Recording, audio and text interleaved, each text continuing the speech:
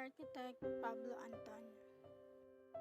January 25, 1901 to June 14, 1975. National Artist of the Philippines. Pablo Antonio Sr., a well-known architect of the Philippines, was born on January 25 in Binondo, Manila in the year 1901. Apolonio Antonio was his father, who worked as a construction worker that dabbled in the arts of sculpting and painting. This was the skills that he taught his son.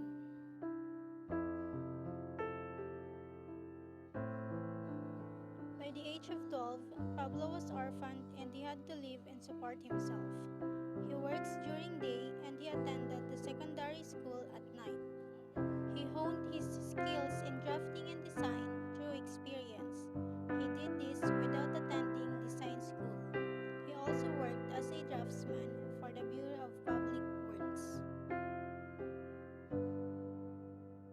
After finishing high school, Pablo Antonio took the course of architecture and structural engineering through a correspondence course at Thomas Mapua's Architectural School. But because of his obligations at work, he had to drop out. He had to help in the completion of the Legislative Building, which is now known as the National Museum of the Philippines.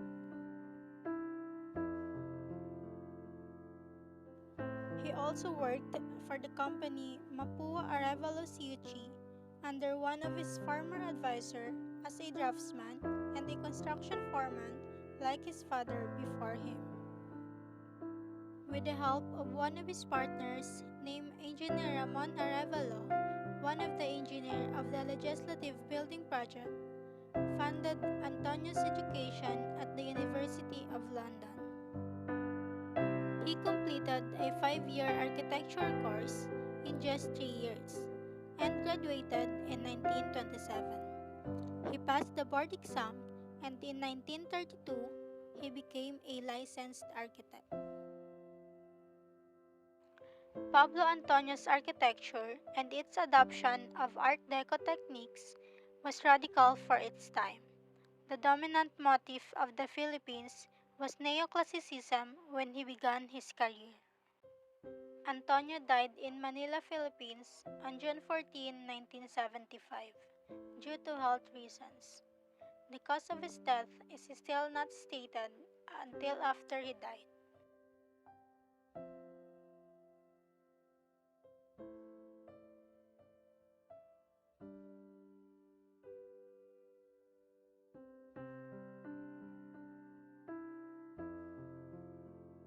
The design he makes is based on simplicity and clean structural design.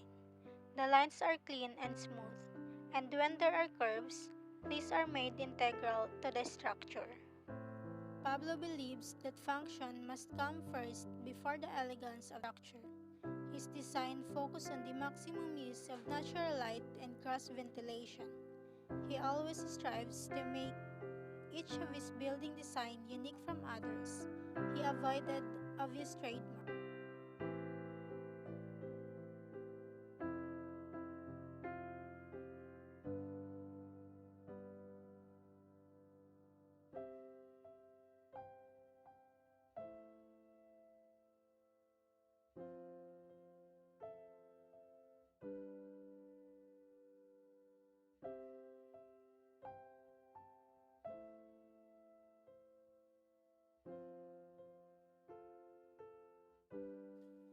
Pablo Antonio first came into prominence as an architect during 1933 with the construction of the Ideal Theater that he designed along Avenida Rizal in Manila.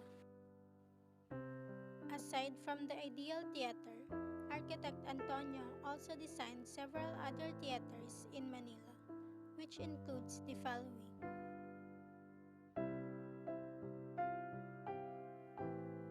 Life Theater. During the late 1930s, the Life Theater was designed wherein the style Art Deco architectural style was incorporated into the design of the main structure. The Life Theater could accommodate or seat around 800 people. During World War II, it was damaged but was quickly recovered and operated again as a standalone theater in 1950s. But due to the boom of shopping malls and businesses in Manila, the theater could not keep up because the people prefer watching movies in malls rather than in a standalone theater. It was also the reason why the Life Theater was converted into a mall and was renamed Vilanco Building.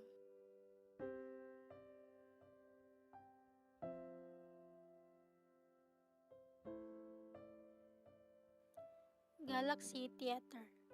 Located on Rizal Avenue, Manila, this structure was one of the prime movie houses of its time. The structure used sun buffaloes. It created a very dignified character to the structure. The stairways of the structure leading to the balcony are very graceful, and the arcade was accented by rectangular blocks. Sadly, in 2008, the building has been demolished.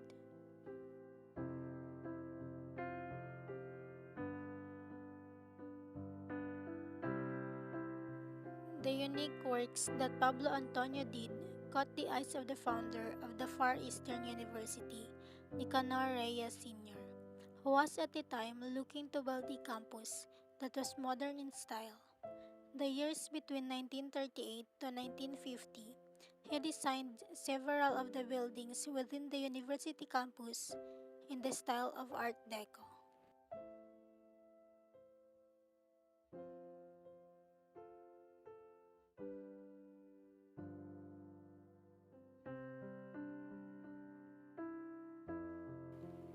The Administration Building. The Administration Building was completed in the year 1949. It contains the Administration and Executive Office. The building's interior main theme was embellished in the Art Deco style. The materials used in the building were concrete, hardwood, and forged wrought iron. The Administration Building contains a number of portraits of Ferdinand Amorsolo, a national artist for visual art. The Law Building, the third building that Pablo Antonio designed for the current FEU campus. Constructed in 1941, the Law Building used to house the Boys High School, originally an early basic education program of the university. The Science Building. The seven-story Science Building was erected in 1950. This building was considered a transition in style between Art Deco and the post-World War II international style.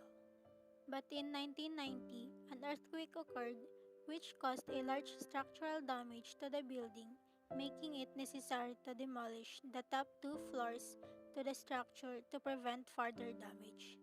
The building houses the faculty rooms, laboratories, classrooms for biology, chemistry, math, and physics departments.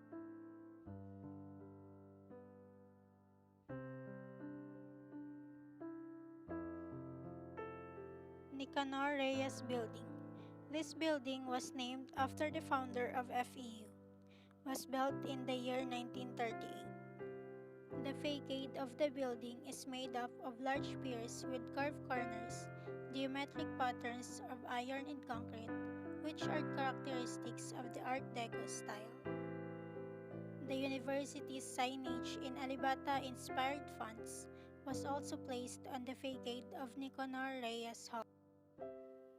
East Asia College Building, the building that mirrors the Law Building and was constructed in 1941. It currently houses East Asian College programs for engineers and information technology. The FEU campus is now considered as the largest ensemble of surviving Art Deco architecture in Manila. And when the year 2005 came, it received the award of a honorable mention citation from the UNESCO for the body's 2005 Asia Pacific Heritage Awards for Cultural Heritage Conservative.